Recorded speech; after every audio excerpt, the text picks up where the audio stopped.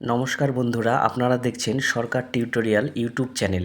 এই মুহূর্তে সবচেয়ে গুরুত্বপূর্ণ আপডেট, যাদের নাম পিএম কিষাণ সম্মান নিধি প্রকল্পে নথিভুক্ত করে রেখেছেন তাদের জন্য আজকের দুর্দান্ত সুখবর। কারণ এই প্রকল্পের টাকা দেওয়ার বিষয়ে বেশ কয়েকটি নতুন আপডেট চলে এসেছে এবং আপনাদের জন্য পিএম কিষাণ সম্মান নিধি প্রকল্পের 20তম কিস্তির টাকা প্রসেস হয়েছে। পাশাপাশি এই 20তম কিস্তি আপনাদের অ্যাকাউন্টে আসবে তা জানানো হয়েছে। এই দিকে আবার অনেক কৃষকের কিছু কিছু সমস্যা দেখা দিয়েছে। আপনাদেরও কোনো সমস্যা থাকলে এই কিস্তির টাকা বন্ধ হতে পারে। আপনারা জানেন যে কেন্দ্রের নরেন্দ্র মোদী সরকার কৃষকদের চাষবাসের উন্নতির সুবিধার্থে চালু করেছিলেন পিএম কিষাণ সম্মান নিধি প্রকল্প।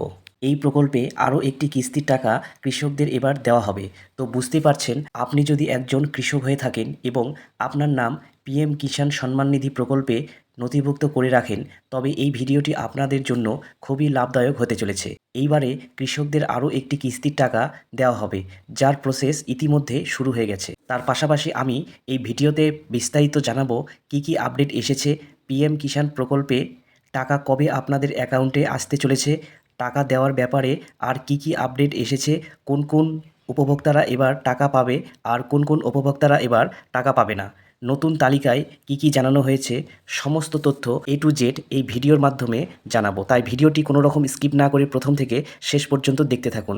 ভিডিওটি ভালো লাগলে অবশ্যই লাইক করবেন এবং সাবস্ক্রাইব করতে ভুলবেন না, কারণ এই চ্যানেলে এই রকম সরকারি লাভদায়ক ভিডিও প্রতিনিয়ত আপলোড করে থাকি। তো চলুন বন্ধুরা, দেখে নেই পিএম কিষাণ সম্মান নিধি প্রকল্পে কি নতুন আপডেট উঠে এসেছে। পিএম কিষাণ সম্মান নিধি যোজনা 2025 কৃষকদের জন্য কেন্দ্র সরকারের সবচেয়ে গুরুত্বপূর্ণ প্রকল্প হচ্ছে পিএম কিষাণ সম্মান নিধি যোজনা।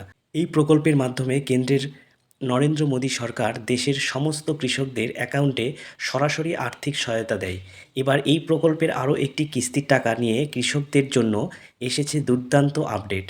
নতুন এই আপডেটে জানানো হয়েছে যে পিএম কিষাণ সম্মান নিধি যোজনার এবারের যে 20তম কিস্তির টাকা কৃষকরা পাবে, সেটা কত তারিখে তাদের ব্যাংকে আসবে। পাশাপাশি এই টাকা নিয়ে কৃষকদের জন্য আরও বেশ কিছু নতুন ও গুরুত্বপূর্ণ আপডেট দেওয়া হয়েছে।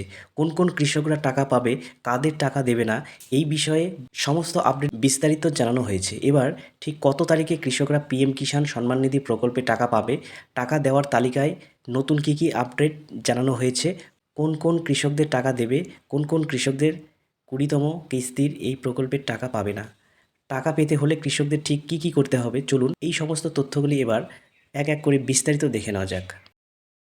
পিএম কিষাণ প্রকল্পের 20তম কিস্তির টাকা।